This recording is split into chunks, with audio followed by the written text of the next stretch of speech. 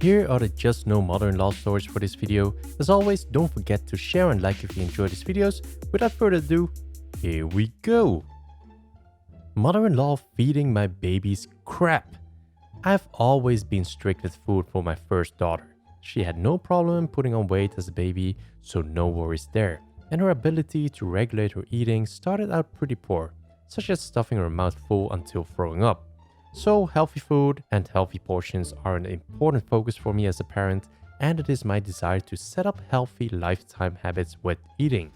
It's a big deal for me.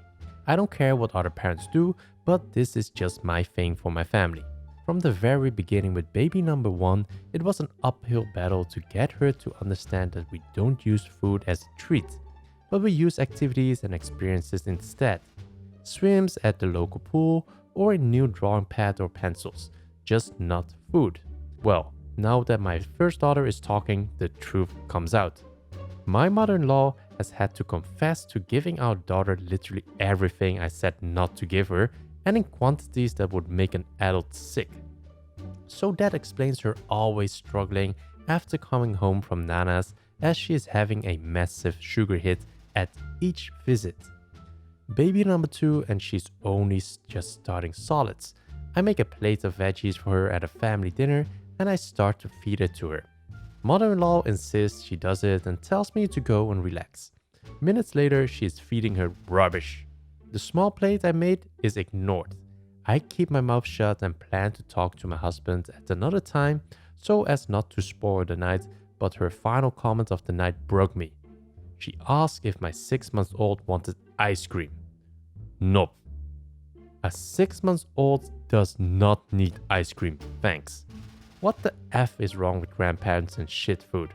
I'm sorry, but the world will not end if they eat healthy meals all of the time. And yes, it is possible to spoil grandchildren without giving them type 2 diabetes. Let's have a look at the comments. My mother put Pepsi into my nephew's bottle and would laugh hysterically at his whole body shaking from the bubbles and then reaching for it again. He was barely on solids and they were slowly introducing new foods, and she gave him Pepsi and donuts and other crap and couldn't understand why my brother was so mad. My sister-in-law thinks we are weird because we didn't put a sweet tea in our kids' sippy cups. Since she was using a sippy, sister-in-law has kept her cup full of tea. That little girl bounces off the walls and is so high-strung. Now, sister-in-law gives her coffee, 8 years old. We limit sugar and don't let ours have caffeine. Mother-in-law gets so angry when they visit and don't let kids have giant ice creams. Why don't they ever get ice cream? They get sweet treats, but we like to limit it to 1 a day. And guess what? The kids are fine, and my daughter said Friday someone brought in a birthday cupcake that was lemon flavored and it was good, but she ate half because it was too sweet. There's nothing wrong with teaching kids healthy eating habits. Isn't it weird they try to make an issue out of something positive? Grandma doesn't get unsupervised time with the kids now. Yep. Mother-in-law shows up drunk to the farm. Yesterday, dear husband, me and our 2 girls went to meet mother-in-law at a Christmas farm event. As soon as we arrived, we noticed mother-in-law stumbling a bit odd and unsteady on her feet, but figured it was just due to her not being used to farmland and the uneven yard. She was acting odd the entire time, usually rude to the tour guide and unusually quiet. She always has something to say. I had just asked mother-in-law to babysit for the first time ever. Our girls are 3 and 8 months the day prior. She had refused and said she had plans to do something with her mom. But I later found out her plans were taking her stepdaughter to work because she still refuses to drive herself. She's 20. So again, she chooses her other family, her actual family.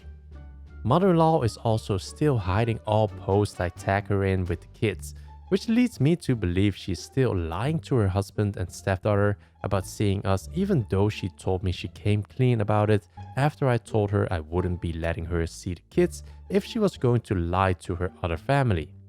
Now, after we left, I didn't want to mention the alcohol on her breath I smelled or how she was acting because I feel like I always have something negative to say about her or something to complain about when it comes to her.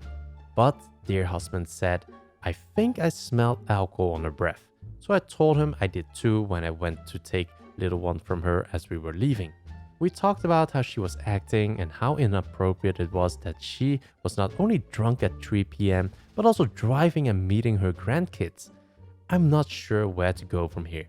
We've had so many problems, if you read my other post, but I under no circumstance want her to babysit, and now I really don't want her around our kids, and since I asked her to babysit, she has been asking to babysit other times. I just started trying hard to involve her in their lives and allow her around them more after the Antichrist prostitute incident and her backing up her husband.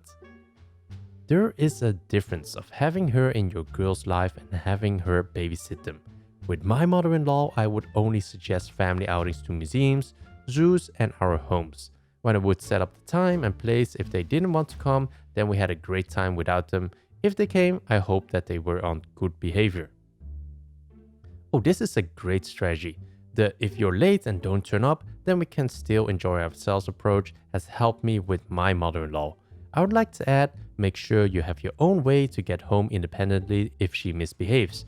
Nothing is more powerful than showing that you won't stay around poor behavior. Yeah, public family outings only sounds best. If they weren't behaving, how did you handle it? Leave, ignore? Most of the time we would just leave or get separated depending on how busy it was. Most of the time they didn't show up because or got tired of all the walking and running after kids, so left early. This is a wonderful way to handle this. I completely missed she drove herself to the farm. All it takes is a call into 911 to report a drunk driver. They usually follow up real quick. Mother-in-law criticizing everything about baby. I'm 26 and dear husband is 31 and we got married last year. We're expecting our first child in late March, and as a FTM, I'm sort of oblivious. I've set proper boundaries in our relationship with mother-in-law so far. As a background, to show the tension, prior to getting married, dear husband would constantly give his parents money. They both have stable jobs and overspend so much on things they don't need, luxury clothes, gifts for other people, etc. Then asked dear husband to bail them out on the necessary bills. It is still a bumpy road because they continue to ask for money even though we always say no. The repeated no and explanations as to why we can't give them money don't last long, and they are always begging for more money. 2 months ago, they demanded their husband take out a 10k loan for their house and that he had to help them because he's family. He declined and told his mom we have our own bills and that they need to manage their money and pay down debt. It turned into a crying fest from mother-in-law, and dear husband has then kept very low contact and calls her once a week at most. Every call she makes passive-aggressive comments over money, so the calls are getting further and further apart. Now to the baby stuff. Dear husband and I are relatively stable economically speaking. I stay home now due to some complications with pregnancy that happened early on. Dear husband has a very stable job, but has tons of student loans due to his career. 200k in loans. We can afford to splurge on baby and just extend the loan payments, but we have both decided to cut corners here and there and pay loans. We're both very frugal. I bought a second-hand crib and mother-in-law was pissed about it and kept saying, "Oh, when you were a baby, I bought you the best and most expensive crib."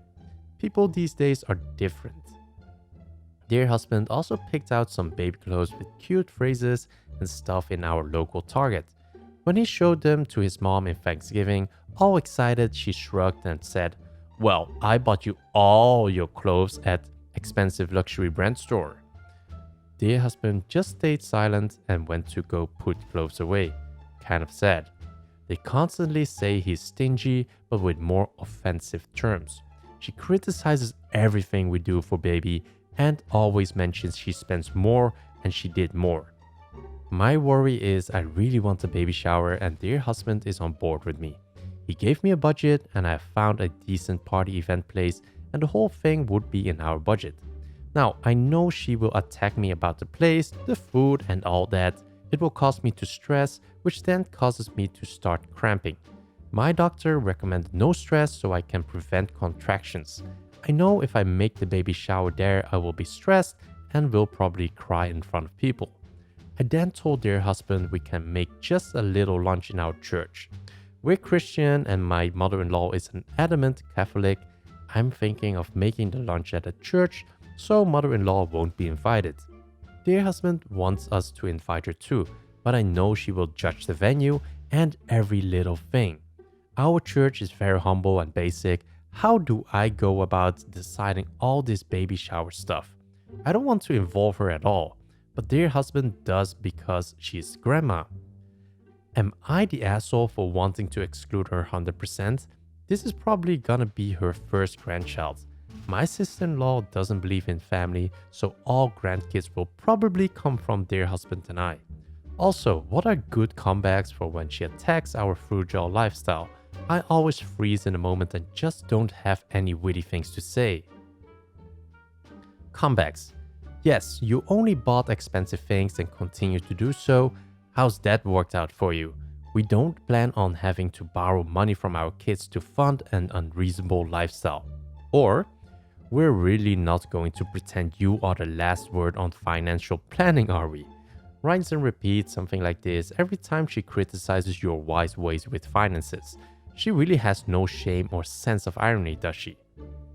We would rather give our child an inheritance than debt. We've decided to teach our child healthy financial habits instead. It's amazing all the ways people find to waste money. Expense isn't the only measure of quality. We've decided we'd rather spend quality time, not money. Interesting perspective. That explains a lot. As for the baby shower, mother-in-law is going to be miserable no matter what, so do what makes you happy. Your stress directly negatively impacts your baby's health, so dear husband can suck it up. If he really wants, he can plan and execute a separate baby shower for her, but we all know that's just further enabling her toxic spending habits. When she says she paid the most for blah blah blahs, dear husband's comeback should be, maybe that is why you are in so much debt and are always short on money.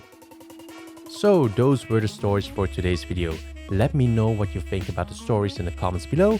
As usual, please like if you enjoy the stories and subscribe if you want to stay up to date on more future videos.